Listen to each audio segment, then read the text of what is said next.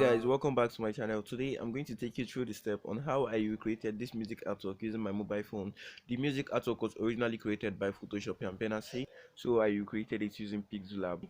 Please guys, if you like this video, don't forget to like, share and subscribe. So without further ado, let's get creative.